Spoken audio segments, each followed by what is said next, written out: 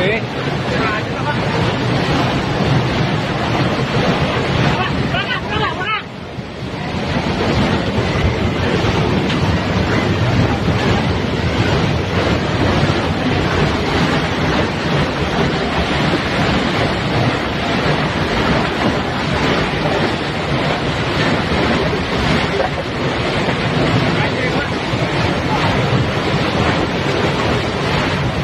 Situasi banjir yang ada di Desa Klungkung, Kecamatan Sukorambi, Kabupaten Jember.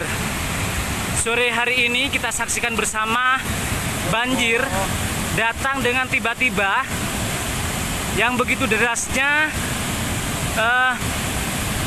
mengalir tanpa diiringi hujan.